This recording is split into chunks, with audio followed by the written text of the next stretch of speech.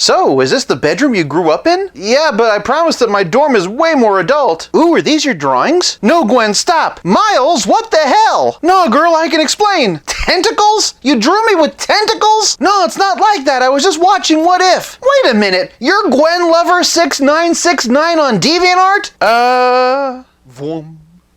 Welcome to 5 Points of Articulation. The 5 points I articulate are packaging, presentation, posability, playability, and price. I'm Jason, and Spider-Man No Way Home is finally hitting theaters. To celebrate, we're gonna have a very special week of Spider-Man reviews.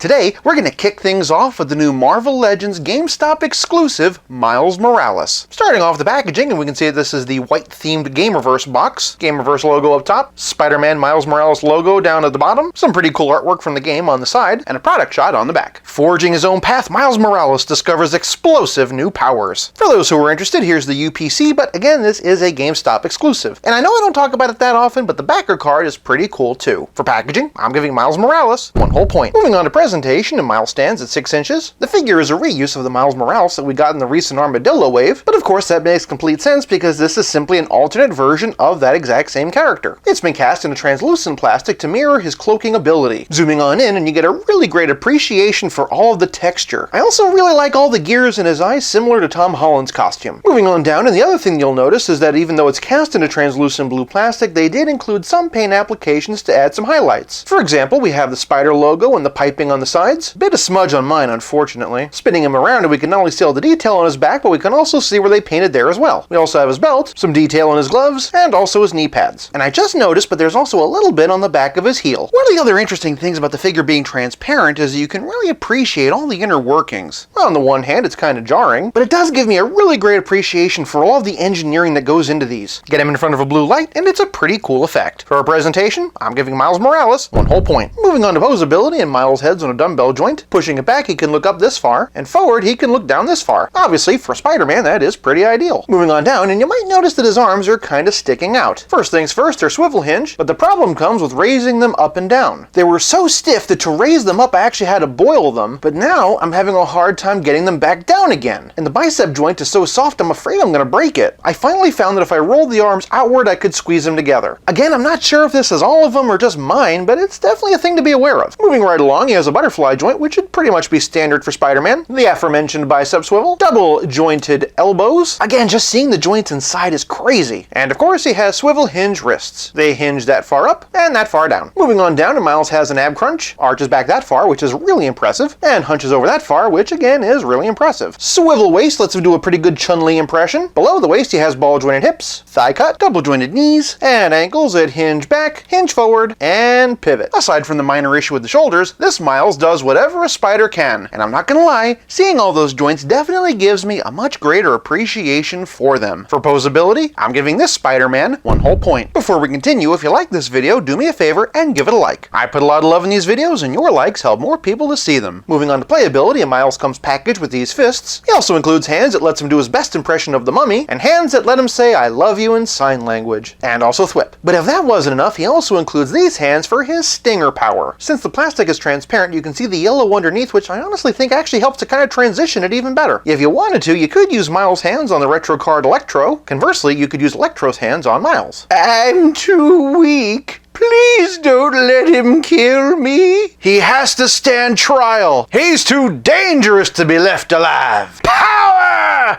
Unlimited power! But playability is more than just Star Wars parodies, it's also about how well your figure plays with others. For a comic book Peter Parker comparison, here he is with Pete the Spidey and the retro card Spider-Man. For a PlayStation comparison, here he is with the Advanced Suit, the Velocity Suit, and the Mark III Spider Armor. For a Spider-Verse comparison, here's Spider-Punk, Ben Reilly, Iron Spider, and Spider-Man Noir. There's a really interesting battle brewing between these two in the comics right now over the official legal title of Spider-Man. It's an interesting concept. For a Spider-Gwen comparison, here he is with the original and the version from Spider-Man Into the Spider-Verse. And speaking of Spider-Man Into the Spider-Verse, here he is with that version of Miles. It's unfortunately the only other Miles Morales figure that I have. For just a general 6-inch comparison, here's Darth Vader from the Black Series, Superman from the DC Universe Classics, Batman from DC Icons, and Ray Stantz from the Ghostbusters Plasma Series. Are you a god? No? Then die! Die! For another Gamerverse comparison, here he is with the Contest of Champions Civil Warrior. Moving on to villains from the game, and here he is with a few different 6-inch versions of the Rhino. From the left we have Spider-Man Classics, Fearsome Foes, and Ultimate. But for my money, the best Rhino is Paul Giamatti. I'm just kidding, it's Marvel Select. Here we have him with a few different versions of Venom. From the left we have the Toy Biz Fearsome Foes, the Marvel Legends exclusive animated series version, and the version from Marvel Select. For a Prowler comparison, here is Uncle Aaron from Into the Spider-Verse and also from the comics. But of course, the real big bad is the Kingpin, and they don't get much bigger than him. Except of course for Stealth Iron Man, who in my book stands 10 feet tall. This is the only figure of Miles Morales utilizing his cloaking ability. It might be based off the video game, but since he is so stealthy, you can definitely sneak him into your comic book collection. For playability, I'm giving Spider-Man 1 whole point. This leaves us with nothing left to discuss but the price. As I've already stated, Miles Morales is a GameStop exclusive and he retails for $25.99. Considering that the Armadillo Wave version comes with all the extras we see here, an alternate head and an armadillo piece, $26 seems a little bit steep. When everybody else was selling Marvel Legends for $20, GameStop was selling them for $23. Now, everyone else has jumped up to $23 and GameStop is at $26. If that's the direction that Marvel Legends are going to go with their next price hike, then the folks at Hasbro might want to take a cue from Miles Morales and figure out how to turn invisible. For price, I'm giving Miles Morales half a point for a grand total of 4.5 out of 5. For some more Spider-Man videos, check out my review of the Into the Spider-Verse Miles Morales, and this video on the evolution of Spider-Man in his red and blue costume. I'm going to have some more Spider-Man love throughout the week, so make sure that you're subscribed so that you don't miss a video. I'll be back again real soon, but until then, play nice and have fun.